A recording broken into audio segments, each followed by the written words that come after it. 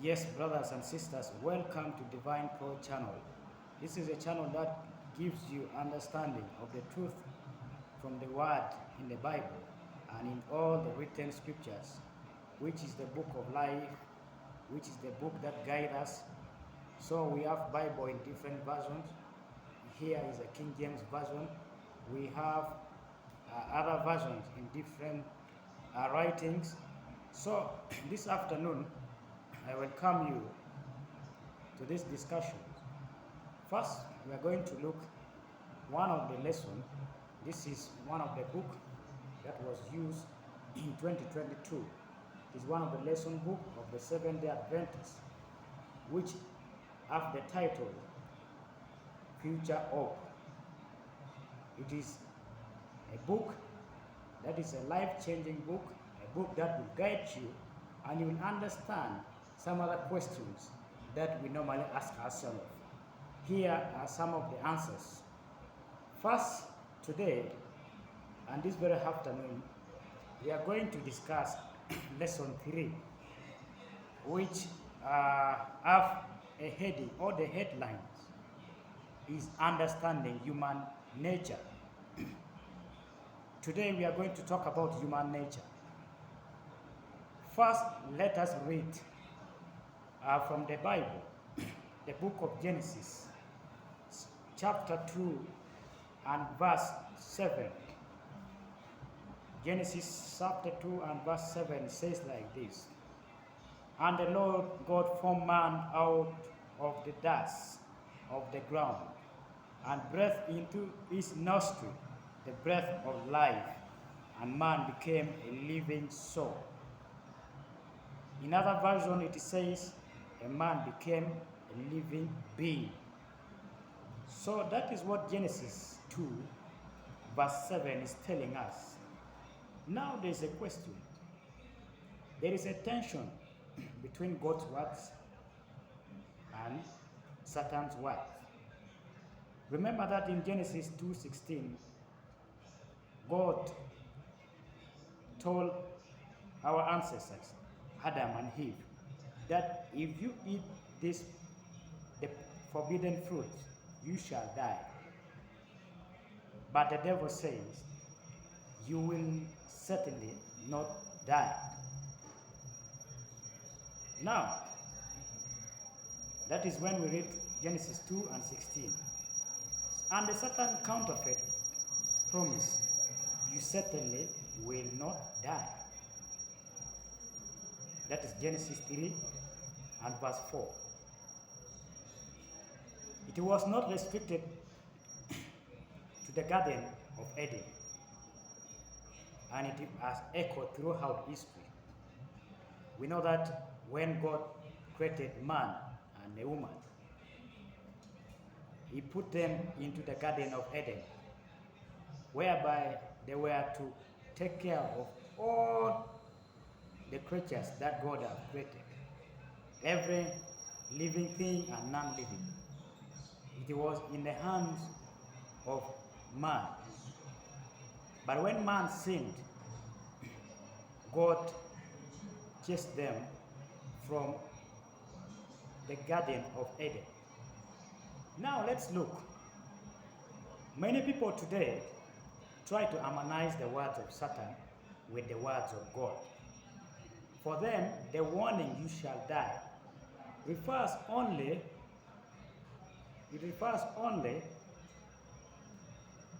to the perishable physical body, this body that we have, the body that you have, that you shall die. It means this physical body is the one that will die. But again, there's another spirit that will not undergo death. It is immortal.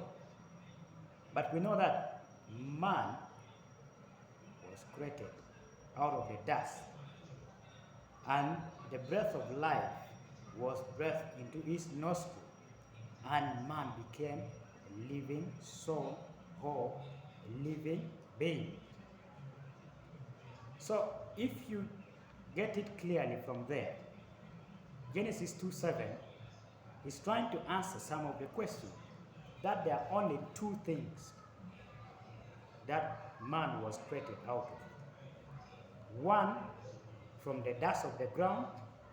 Secondly, the breath of life was breathed into his nostril. And man became a living soul or a living being. Soul is like our physical body. And the breath of life was given by God the Father, who created us. Now, Genesis 2:7 has answered that question very clearly, that we have only two components, the dust and the breath of life. So, many people try to harmonize Satan's word and God's words, as we have spoken before. But this approach doesn't work. For example, can contradictory words of God and Satan be harmonized? That is a question. Is there an immaterial soul or spirit that consciously survives physical death? Another question. There are many philosophical and even scientific attempts to answer this question, but as Bible-based Christians, we must recognize that only Almighty Father or Almighty God, the one who created us, knows us perfectly. That one you can get from Psalm 139. Only the God, our Creator, knows us perfectly. He's the one who created us. He's the one who gave us life. So, thus, only in His words to us, the scriptures, can we find answers to this crucial question. The question is, do man have a spirit? The answer is no. Man is created out of the dust. He became a living being when God the Father breathed into his nostril like this, and man became a living being, or a living soul, or a living body. Now let's look another thing from this lesson. A living being. The subheading is a living being. That is when you read Genesis 1 from 24 to 27. Genesis 1 from 24 to 27, and again Genesis 2, 7 and 19. So let us read Genesis 1 from 24, Genesis 1 from 24, 27, to understand the word a living being, to clearly make us to know, as we see in the scripture, which now answers some of the questions which have been disturbing the scientists, even the philosophers, who have been trying that we have spirit, one of the immortal body. Now let's read. And the Lord God formed man of dust of the ground. This proclaims the physical body made of clay. It is like a person making a pot out of clay. All of us, we know clay. Clay is one of the components of soil. So, 24 verse 24 is saying, therefore shall a man leave his father. Genesis 1 from 24, 27, which says, and God said, let the earth bring forth the living creatures after his kind, cattle and creeping things, and a beast of the earth after his kind. And it was so. Let me repeat Genesis 1:24. And God said, let the earth bring forth the living creatures after his kind, cattle, creeping things, and beasts of the earth after his kind. And it was so. And God made the beasts of the earth after his kind, and cattle after their kind, and everything that creeps upon the earth after his kind. And God saw it was good. 26. And God said, let us make man in our image, after our likeness, and let them have dominion over the fish of the sea, and over the fowl of the air, and over the cattle, and all over the earth, and over every creeping thing that creeps upon the earth. That is Genesis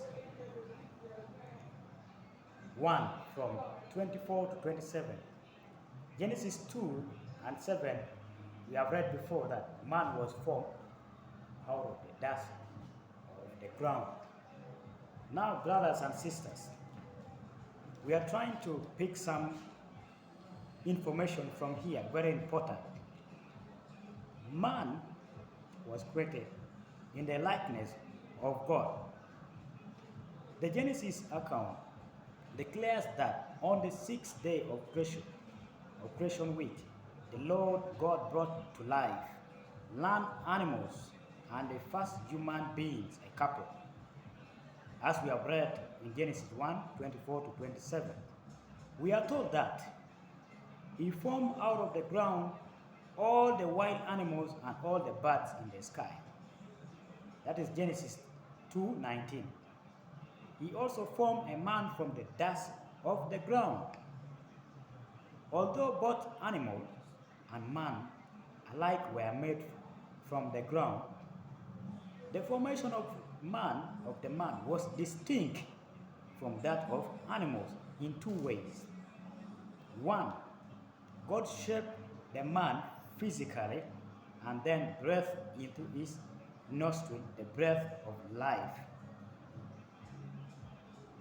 That statement is very important.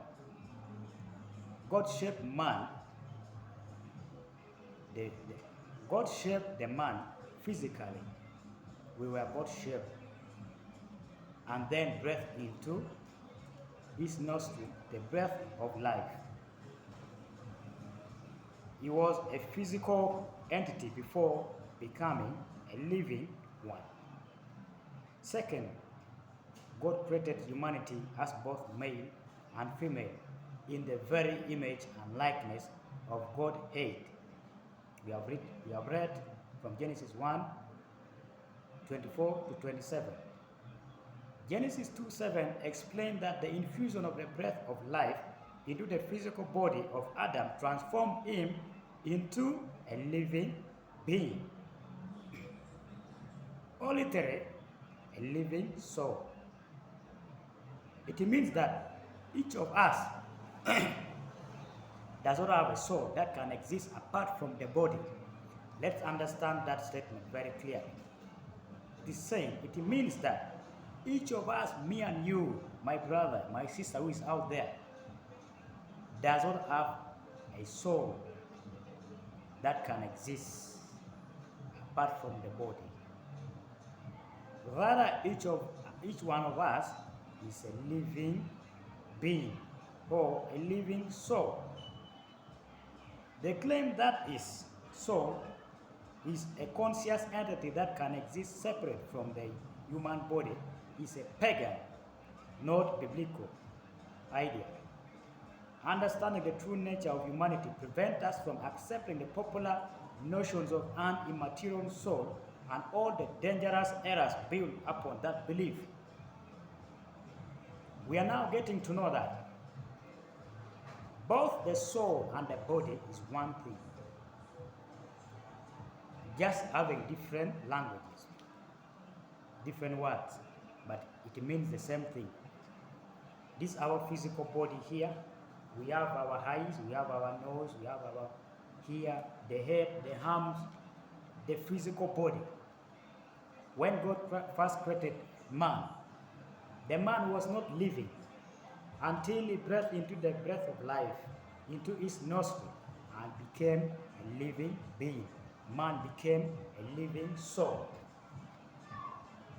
Now, dear Christians, we are getting to know slowly what we are made of. We who are living, and some of our brothers that have died, they are also like us. When you die, the breath of life is taken away, and the soul is the one that remains and goes back to the dust or to the ground where it came from. Now, there is no conscious existence of any isolated part of the human being, separated from the person as a whole. God created us in a fearful and wonderful way. And we should not speculate beyond that what the scriptures actually say about this specific matter. In fact, not only is the very nature of life mystery, we know very well that scientists still cannot agree on exactly what it means for some things to be alive. But even more mysterious is the nature of consciousness. How does the few pounds of material tissues, cells and chemicals in our heads, the brain, hold and create immaterial things such as thoughts and emotions? Those who study this admit that we really don't know. Now, what a miracle life is. Why should we rejoice in the gift of not just life, but all of eternal life as well? An even greater miracle. Brothers and sisters, we look onto another thing. It means, let's read Ecclesiastes 2:12 from 1 to 7, which the heading is "The Spirit Returns to God." Ecclesiastes 12 from 1 to 7. What does it mean? You can read that one at your free time. But as already seen, the Bible teaches that the human being is a soul, and the soul ceases to exist when the body dies. That is when you read Ezekiel 18:4 and 20. But what about the spirit? Does it not remain conscious even after the death of the body? Many Christians believe so, and they even try to justify their view by quoting Ecclesiastes 12:7, which says, "Then the dust will return to the earth as it was, and the spirit will return to God who gave it." But this statement does not suggest that the spirit of the dead remain conscious in God's presence. Ecclesiastes 12 from 1 to 7 is quite dramatic terms, describe the aging process, culminating with death. Verse 7 refers to the death of the reversal of the creation process mentioned in Genesis 2:7. It is saying, when you die, or when we die, this body, our physical body, become unconscious, and the breath of life is taken back to the one who gave it to us. So, Genesis 2:7, which refers that we were created out of the dust of the ground.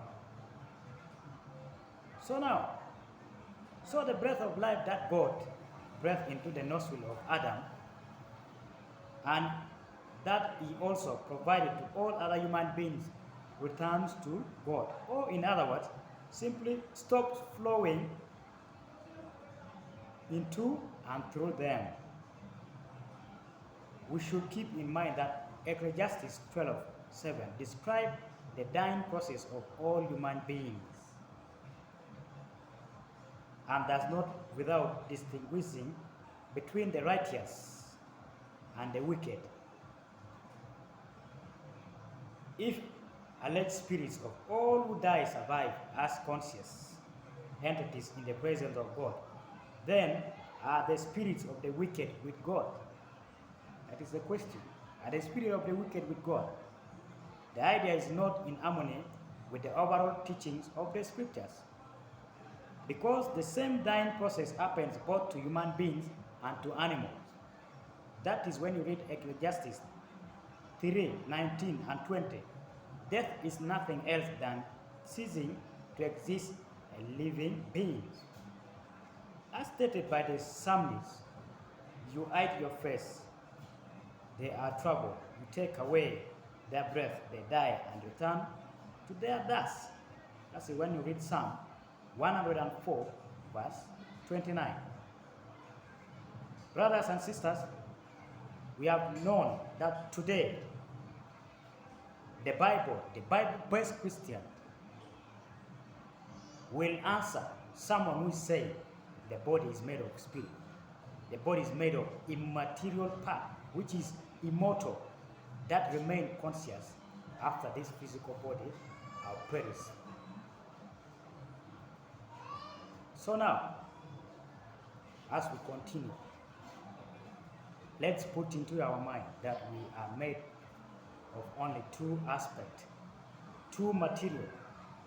One, the dust. Secondly, the breath of life. Subscribe to this channel because we shall answer more questions which is disturbing the scientists, the philosophers, which they are able to answer the question.